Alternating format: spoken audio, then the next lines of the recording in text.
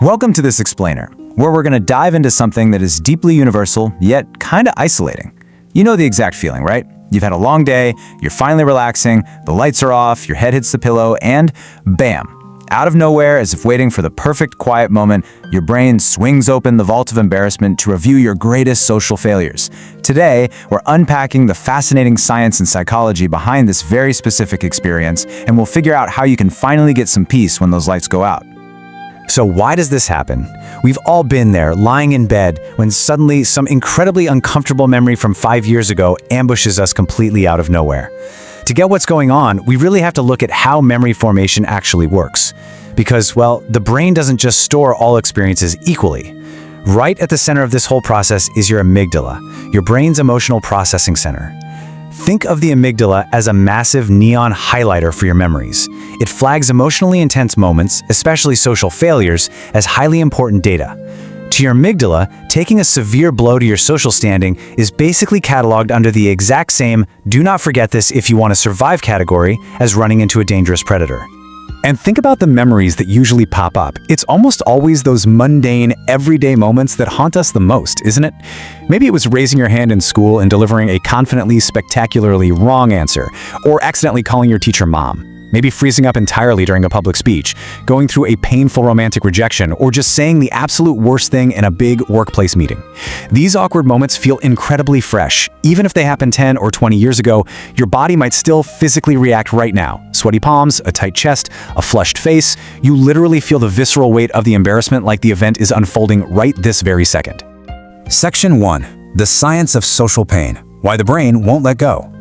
Let's dive straight into the actual neuroscience here. Because as it turns out, your brain isn't just trying to make you miserable for fun. It's actually responding to what it perceives as a massive threat. The fascinating research from neuroscientist Matthew Lieberman reveals that our minds treat the threat of social rejection as a critical, top-tier emergency. When we feel self-conscious emotions like shame or embarrassment, we're experiencing what scientists actually call social pain. And these aren't just random, fleeting feelings. They're highly specialized social tools designed to keep us perfectly aligned with our group's norms. Basically, your brain views social rejection as something so dangerous that it needs to be avoided at literally all costs.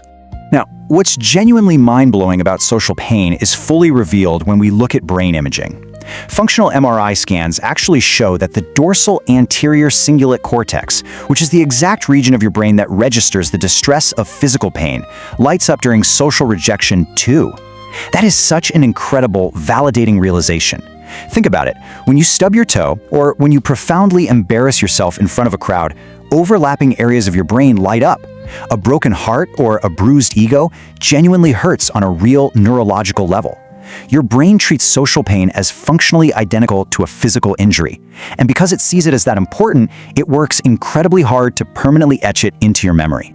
So ultimately, your brain's goal here is fiercely protective. You can kind of think of it as your brain doing its job maybe a little too well. It uses these embarrassing experiences to build a behavioral guardrail, making sure you don't repeat the same social misstep twice. When that cringe-inducing memory pops up at 2 a.m., that's just an emotional learning system kicking in. Your brain is essentially flashing a giant warning sign saying, "Hey, be careful. Learn from this. Do not repeat it." It's trying to keep you safe in all your future social interactions by making absolutely sure you never, ever forget the sting of the past. Section 2. The Evolutionary Survival Guide. Belonging meant life or death. To really grasp why our brains are so hyperprotective about our social image today, we have to rewind and look back at our ancient survival hardware. Picture our ancestors in a hunter-gatherer society hundreds of thousands of years ago. In that environment, being rejected by the group didn't just mean you had to eat lunch alone. Exile meant literal death. You'd starve, or you'd be taken out by predators. Early humans depended entirely on belonging to a tribe and cooperating with each other. A drop in social status was a literal physical threat to your survival. Because of that, the human brain evolved this fierce sensitivity to social acceptance. Staying in the group's good graces wasn't just nice to have, it was an absolute life or death necessity. Section 3. The Spotlight Effect. The cognitive illusion we all fall for. Now, while that ancient survival instinct totally makes sense, our modern perception of how others actually view us is completely skewed. We all fall for this major psychological illusion. Psychologist Thomas Gilovich studied a deeply relatable concept called the spotlight effect. And to prove just how vastly we overestimate how much people notice our awkwardness, Gilovich ran a really famous experiment. He had college students walk into a crowded room wearing a highly embarrassing t-shirt with the singer Barry Manilow on it. The students wearing the shirt were mortified. They were absolutely convinced that everyone in the room was staring right at them. But the reality? Only a tiny fraction of the people in the room even noticed. We naturally feel like this giant theatrical spotlight is shining directly on us at all times, but it simply isn't true. And this illustrates the cognitive disconnect so perfectly. We just assume everyone actively remembers our mistakes. We think, oh man, my coworkers are still quietly judging me for that typo in my presentation. Or my friends definitely remember that horrible joke I made 3 years ago. But stop and think about it for a second. How many embarrassing moments of your friends or your coworkers do you actively lie awake thinking about before bed? Probably none, right? You're way too busy replaying your own. And that is exactly what everyone else is doing.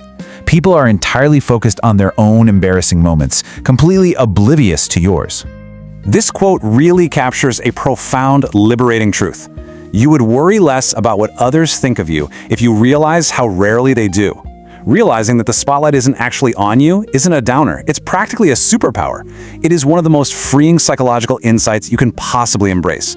Once you recognize that other people are totally wrapped up in their own internal worlds, you can finally let go of that suffocating social anxiety.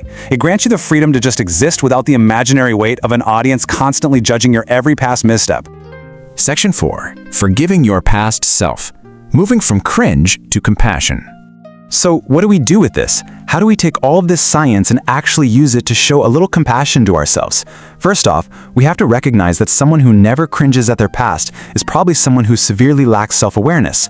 Awkwardness is essentially the tax we pay for social evolution. Experiencing these moments actually helps us grow.